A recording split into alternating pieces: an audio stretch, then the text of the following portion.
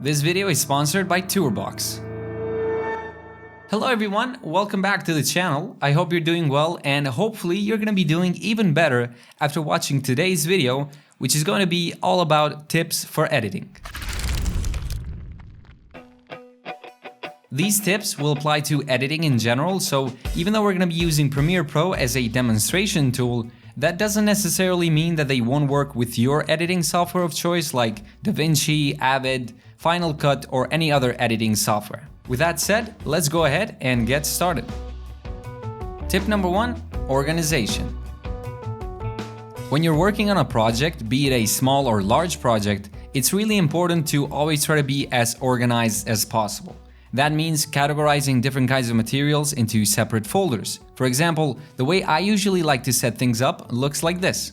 I'll have a folder for my audio, and inside that folder I'll have at least 2 more folders for music and sound effects. And depending on the project, I could even have more folders dedicated to specific audio. Next up, I'll have a folder for my footage, and inside of that there's one for talking heads, which has all of the clips that you're seeing right now. Then there's B-roll, which would contain extra shots that we recorded ourselves, or even stock footage. There's also screen recordings, sponsors in cases we have footage for a sponsor segment, and sketches. Moving on, there's an assets folder which contains any intros, outros, lower thirds, or any other kinds of graphics elements. And finally, I have a sequences folder which, you guessed it, contains all of my sequences. And depending on what we might need, some of these folders could actually end up being empty, but it's nice to always have them pre-set up and ready to go. In fact, you can create this folder structure on your hard drive somewhere, and then whenever you start a new project, you can duplicate that folder, rename it appropriately, and then import that entire folder into a new Premiere project. Efficiency is really important, and taking the time to organize things early on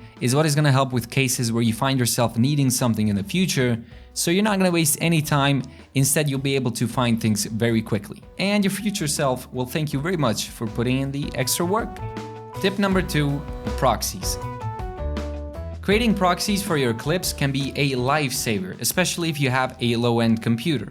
Proxies are low-resolution versions of your original clips, so when you're editing, your computer doesn't have to render high-quality files all the time. Instead, you can work with 720p files, for example, which can render much faster and will allow you to very quickly edit your videos. To create proxies with Premiere, you can select all the clips that you want to convert, then right-click, go to Proxies, Create Proxies. This will then bring up a menu with a few settings, and I usually like to set it to H.264 format and low resolution preset, and also set the destination to be next to original media in proxy folder, and finally hit OK. This will then send all the clips to Media Encoder and prepare them for exporting. And if you happen to have a bunch of clips, then you can let them render throughout the night. Once they are finished, you can enable the proxies by hitting the plus icon and dragging and dropping the proxies button on your preview bar, and this way you can toggle the proxy files on and off. But do keep in mind that depending on the codec you choose when converting the files, the colors could slightly get shifted, which would be inaccurate to color grade with, so definitely switch back to the original files once you get to the color grading stage. Tip number 3, shortcuts. At this point, most software allow you to program commands to a key or a combination of keys, which can make your workflow very efficient. With Premiere, you can set existing shortcuts to whatever keys you like, and even create brand new shortcuts. To do this in Premiere, you can head over to Edit, Keyboard Shortcuts. Here you can see your entire keyboard and the way all the buttons are mapped out. You can also search for specific commands. For example, if we type in Add Edit, we can see the shortcut alongside the command. And by default, it should be Ctrl+K, but I did set it to Ctrl+X, since I wanted to keep my hands in place as much as possible, so if I wanted to execute a command, I wouldn't have to move my right hand away from the mouse. On top of that, I never found use for cutting materials, as in copying and deleting them from one spot, so it made sense to replace the cut command with the cut command. You can also find shortcuts the other way around. So for example, by typing Q, which is my shortcut for deleting, I can find the clear command. And again, I've modified these shortcuts to minimize the amount of movement required for my hands. There are also commands that don't have shortcuts set by default. For example, the close gap command, which allows you to delete gaps between multiple clips. But I did set that to Ctrl-Alt-Shift-Q since I often find the need to use it. Let's take a look at how we can integrate a tool from today's sponsor to work with these shortcuts.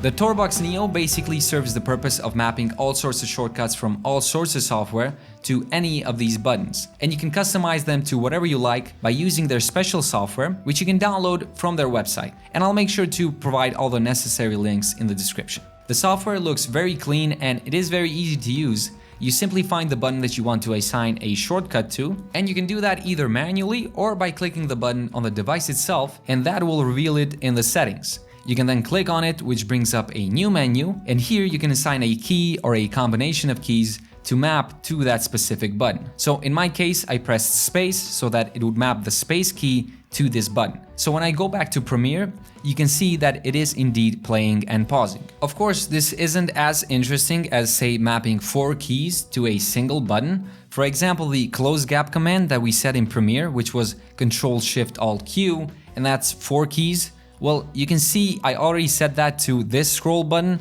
which can also be clicked down. So this is actually where the true power of this device lies. You can map a bunch of keys to one single button. You can also save presets, so you can switch between them when you're using different software, or you could even have 2 presets for Premiere, 1 preset for editing, and then 1 preset for color grading. In total, you have 14 buttons. That includes regular clickable buttons and 3 unique scroll wheels. As you can see, I set this wheel to zoom in and out of the timeline, and this one to scrub through the timeline.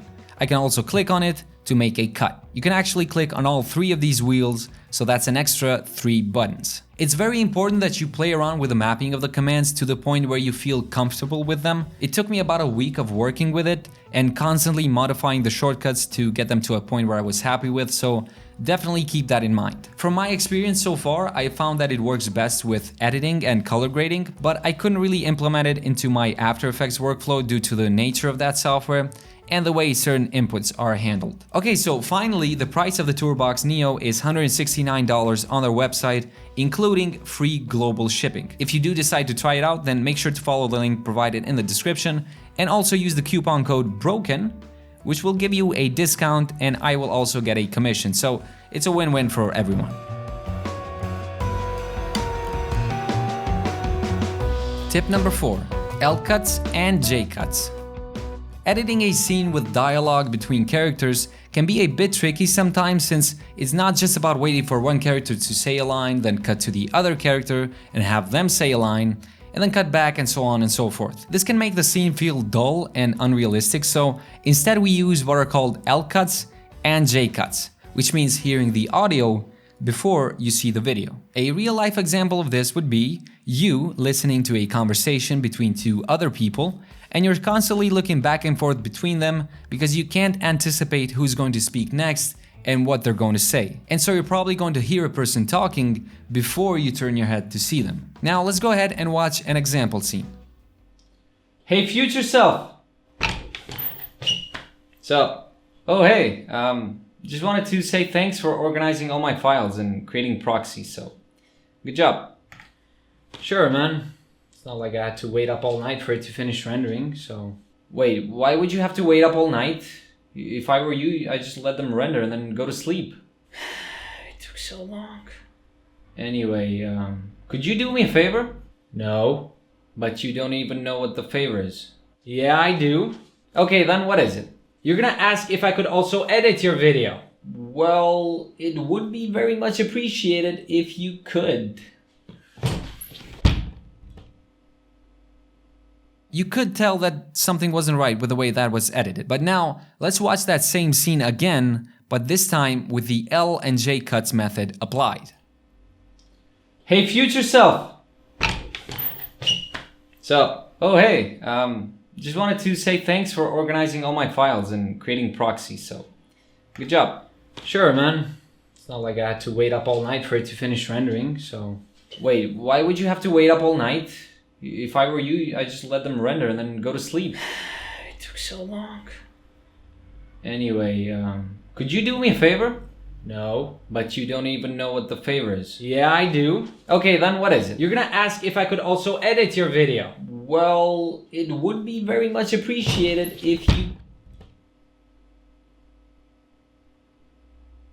You can definitely tell how much better the second version feels, the cuts flow a lot better, and there aren't many empty spaces in between the dialogue. You would easily achieve this result by overlapping shots by a few frames, depending on what feels best, and also fade the audio so that you don't notice those transitions. So definitely experiment and play around with the timing between clips until you get something that feels natural.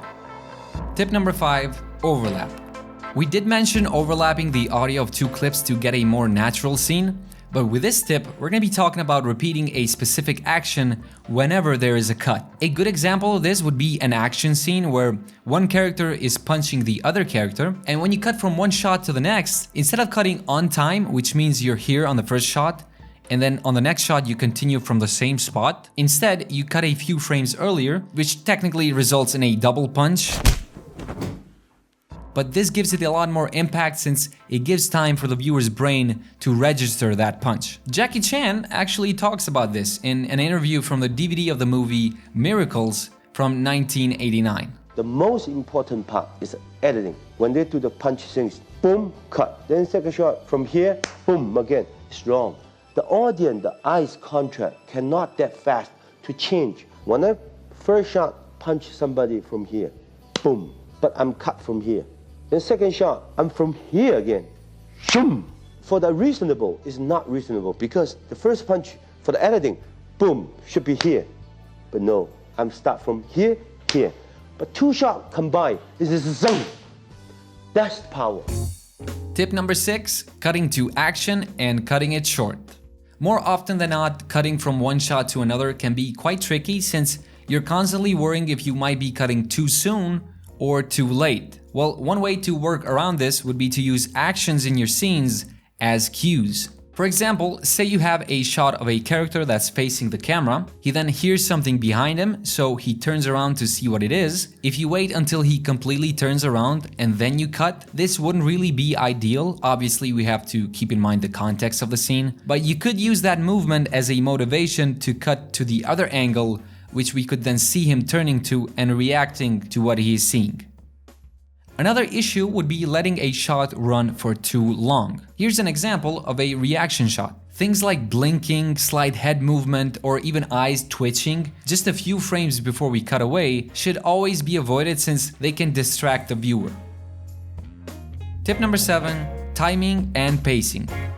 Timing and pacing can either make or break a scene since everything and everyone has to be well coordinated and in sync once the camera starts rolling. But if certain marks are not hit, then the scene falls apart. And things can quickly get more complex depending on the amount of elements you have in your scene. Here's a simple example where timing would be very important. We have two characters in a shot with one guy shooting the other guy with a gun. As soon as the guy shoots, we want the reaction to be immediate, but unfortunately the reflexes on our second guy aren't that great, so now we have a problem. Houston, we have a problem. And how do we fix it? Well, in cases like these, you could shoot it on a tripod. Then in post, you'll be able to mask one side of the frame and then alter the timing until it matches perfectly. Obviously, this is a very simple solution to a very simple example, but this could be used for even more complex shots where you don't have a perfect split screen type of shot, but you can still use the same technique together with some more precise rotoscoping work and maybe even add some handheld movement in post to give it more energy. David Fincher actually talked about using this technique quite often in his films to really dial in the timing and pacing of a scene. Tip number 8, screen direction and movement continuity.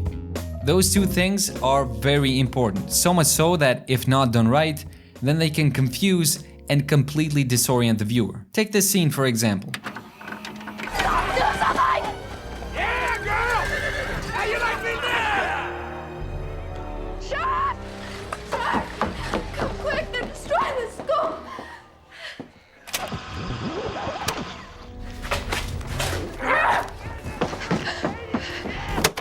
Did you catch the mistake?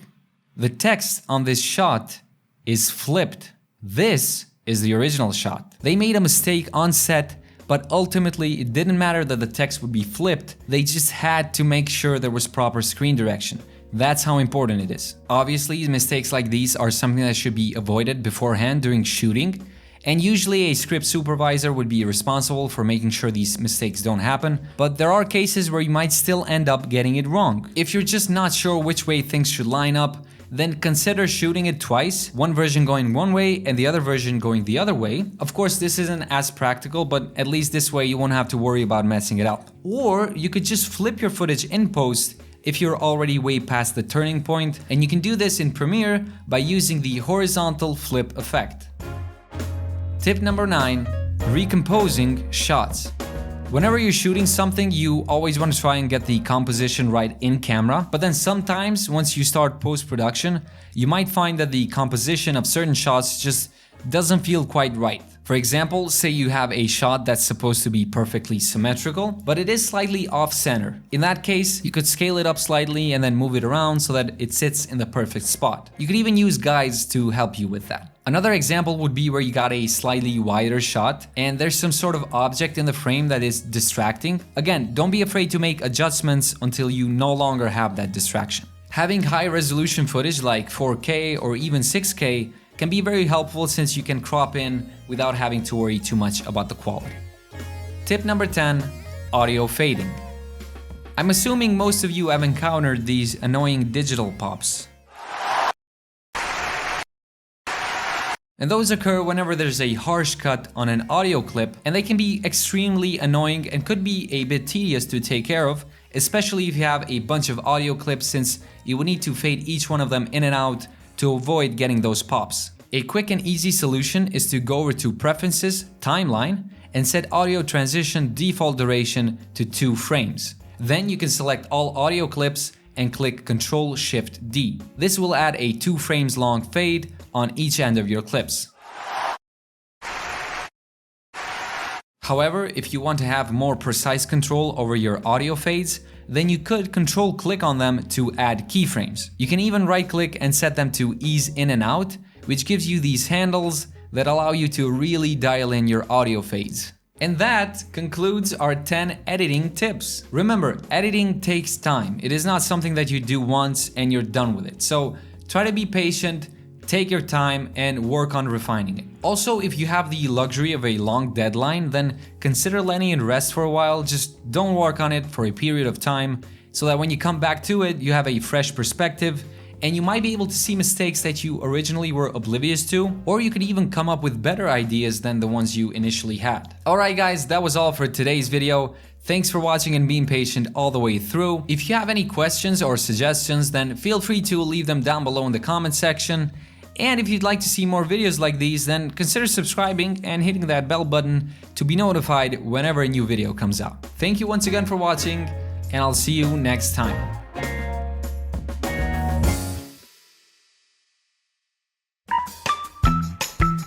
You want beef? Yeah? A little kid? Come. Distracta.